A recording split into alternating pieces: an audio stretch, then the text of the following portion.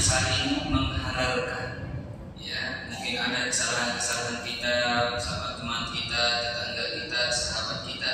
Ya, di sini tempat kita untuk saling menghalalkan, saling memaafkan.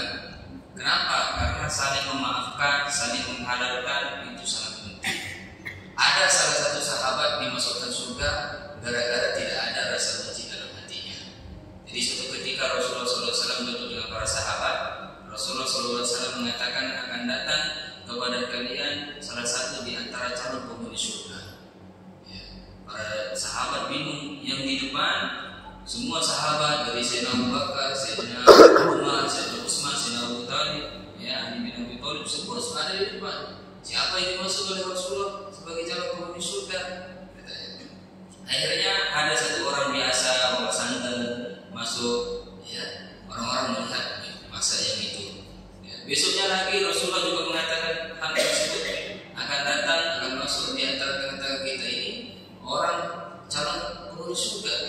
Ya, yang datang dia juga ketiga kalinya begitu juga, ya, akan masuk datang di tengah-tengah kita ini calon penghuni surga, yang masuk dia juga sampai 3 kali.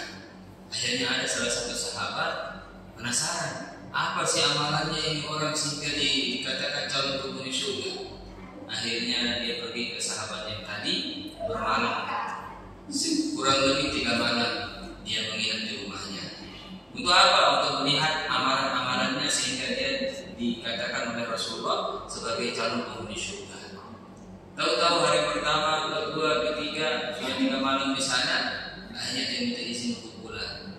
Nah, di sana kan dia ungkapkan, ya, sebenarnya saya bermalam di sini ingin melihat, ya, apa saja amalanmu sehingga Rasulullah mengatakan engkau sebagai calon penghuni surga. Apa kata sahabat tersebut? Engkau sudah melihat amalan-amalanku, bacaan Quranku, ibadah-ibadah sunnahku, sholatku, ya, zikirku, sama. Biasa-biasa saja, tidak ada lebihnya. Apa kata sahabat yang pergi bermalam? Tidak mungkin Rasulullah mengatakan engkau sebagai calon penghuni surga kalau tidak ada amalannya. Akhirnya dia mengatakan, oh, ada satu amalan yang saya lakukan setiap malam sebelum tidur. Mungkin itu yang menyebabkan Rasulullah mengatakan demikian. Apa kata sahabat yang lain? Apa itu?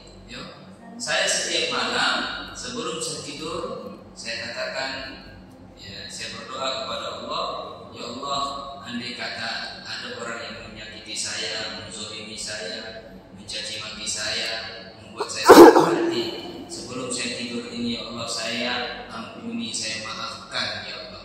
Saya ikhlaskan, saya ridho terhadap orang-orang yang menyakiti saya, mencaci maki saya, menzalimi saya pada hari ini. Ternyata itu amalan yang membuat dia itu menjadi calon penghuni surga. Kenapa? Karena tidak ada dendam di dalam hatinya, tidak ada rasa benci sesama muslim di dalam dirinya, tidak ada perasaan-perasaan iri, hasad kepada sesama muslim. Gara-gara itu dia dimasukkan surga oleh Allah Subhanahu wa Ta'ala. Itulah pentingnya yang namanya halal bihalal, kita saling memaafkan, saling mengikhlaskan. Karena mungkin kita sebagai makhluk sosial pasti banyak salah, pasti banyak dosa, pasti sering menyakiti hati sesama muslim. Itulah sebabnya perlu kita saling memaafkan. Hadirin hadirat jamaah pengajian yang dirahmati Allah Subhanahu wa Ta'ala. Kemudian duduk-duduk kita di sini adalah perkumpulan yang sangat-sangat dicintai oleh Allah Subhanahu wa Ta'ala. Kenapa saya mengatakan demikian? Karena orang-orang yang duduk di satu majelis, ya, mengingat Allah, ya, membaca, mendengarkan kajian-kajian agama, mendengarkan bacaan-bacaan lantunan ayat suci Al-Quran, hadis-hadis Nabi SAW, orang-orang tersebut yang pun di sana kecuali para malaikat akan mengelilinginya, akan diturunkan rahmat, akan diberikan ketenangan. Majelis-majelis seperti ini adalah sangat penting, ya. Karena majelis seperti ini, pengajian-pengajian seperti ini bisa membuat hati kita ini menjadi lembut. Karena hati ini para jemaah, kata ulama, qalbun nasi idza dhaba 'ala al-mawaris qasi. Hati manusia jika jauh dari nasihat agama itu sebabnya hati keras. Kalau hati sudah keras, malas ibadah, mau pergi sholat malas, mau pergi baca Quran malas, mau pergi naik ke masjid malas. Kenapa? Hati sudah mati, hati sudah keras. Itulah sebabnya. Dan kalau kita sering mendengar nasihat-nasihat agama, hati kita menjadi lembut. Ya. Dan juga fadilah daripada duduk di majelis-majelis seperti ini dikatakan dalam hadis Rasulullah SAW bersabda, "Idza marartum bi riyadil jannah farta'u." Qalu wa ma riyadil jannah ya Rasulullah? Qala majalisul ilmi wa fi riwayat majalisul dzikri. Ketika Rasulullah SAW kumpul dengan para sahabat, dikatakan oleh Rasulullah SAW, jika kalian lewat di suatu taman di taman surga, hendaknya kalian mampir, hendaknya kalian singgah. Kenapa? Ya. Karena majelis-majelis seperti ini adalah salah satu di antara majelis-majelis yang disebutkan oleh Rasulullah SAW, Raudhatun min riyadil jannah. Karena majelis-majelis seperti ini adalah salah satu di antara taman-taman surga. Ya, apalagi kalau kita mendengarkan kajian-kajian agama, apalagi kalau kita mempelajari tata cara ibadah, belajar ilmu agama, itu luar biasa. Makanya disebutkan di dalam hadis sallallahu alaihi wasallam, "Man salaka tariqan yaltamisu fihi ilman, sahalallahu lahu tariqan ila jannah." Barang siapa yang menempuh memudahkan langkahnya menuju majelis-majelis ilmu, maka Allah akan memudahkan jalannya menuju surga. Ya. Ada satu kisah di dalam kitab Riyadhus Shalihin, disebutkan di sana ada seseorang yang pernah membunuh sampai 100 manusia dibunuh. Jadi ada orang ini pernah dia bunuh 99 orang pertama. Dia mau tobat, ya, dia mau tobat. Akhirnya dia pergi mencari orang, ya, ulama. Dia mau minta pendapat bagaimana caranya bertobat. Akhirnya suatu ketika dia berjalan ketemu sama satu orang yang ahli ibadah. Ahli ibadah selalu ibadah, alim. Ya, dia pergi ke orang yang ahli ibadah. Dia bertanya, "Ya, wahai Syekh, saya ini sudah membunuh 99 orang. Saya mau bertobat. Bagaimana caranya?" Apa kata orang yang ahli ibadah itu? Ya, bagaimana kamu bertobat? Satu orang saja kau bunuh masuk neraka, apalagi 99 orang. Akhirnya dia ambil pedangnya, dia bunuh lagi.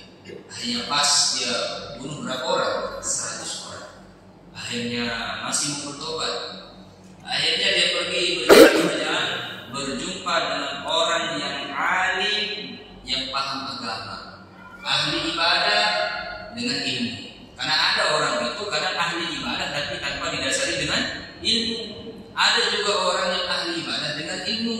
Ya, makanya bapak ibu harus bedakan mana orang yang ahli ibadah dengan ilmu, mana yang ahli ibadah tanpa ilmu. Ya, makanya ini orang yang tadi membunuh 100 orang pergi bertemu dengan orang yang ahli ibadah dan berilmu. Dia bertanya, "Wahai Syekh, saya ini sudah membunuh 100 orang. Apakah ada jalan saya untuk bertobat?" Apa jawabannya? Jangan 100 orang. Andai kata lebih yang kau bunuh, tapi kau ingin betul-betul kembali kepada Allah, ingin bertobat, maka Allah ampuni dosa-dosamu.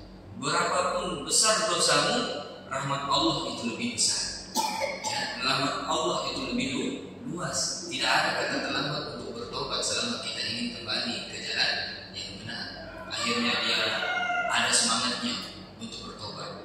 Ya, kemudian orang yang alim tadi, ulama tadi mengatakan, kalau kau ingin betul-betul bertobat, pergilah ke suatu tempat. Di mana ada satu tempat di sana, ada seorang ulama mengajari bagaimana tata cara ibadah, mendekatkan diri kepada Allah. Pergi di sana. Ya. Akhirnya ini orang yang pernah membunuh 100 manusia pergi sesuai dengan arahan ulama tadi.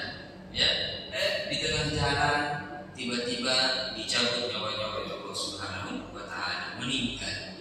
Ya, belum sempat belajar, belum sempat menuntut ilmu, meninggal. Ya, dikisahkan di sana datang dua malaikat, malaikat azab, malaikat rahmat. Malaikat azab mengatakan, "Nah, ini cocoknya masukkan ke dalam neraka ini, karena tidak ada kebaikannya, tidak pernah ibadah, pernah membunuh 100 orang." Tapi apa kata malaikat rahmat? "Oh, enggak, ini cocoknya masuk surga karena dia mau bertobat." Hanya disebutkan di dalam hadis tersebut, ya, dua malaikat itu berdebat. Akhirnya Allah mengutus satu malaikat sebagai penengah. Apa kata malaikat penengah tersebut? "Oh, begini saja, kita lihat. Andai kata jarak menuju tempat dia belajar itu dekat, ya, maka masukkan ke dalam surga." Ya, akhirnya diukur, oh ternyata lebih dekat jalan menuju tempat dia belajar. Gara-gara seperti itu Allah masukkan ke dalam surga. Orang pernah membunuh 100 manusia, ya, tidak pernah beribadah, ya, mau pergi belajar tidak sempat sampai tempat belajar, tidak sempat sampai majelis ilmu. Tapi Allah mudahkan jalan menuju surga. Apalagi kita di sini, kita tidak pernah membunuh 1000 orang, 100 orang, jangan 100, satu saya tidak pernah kita bunuh, ya. Dan kita sempat juga duduk di majelis ilmu.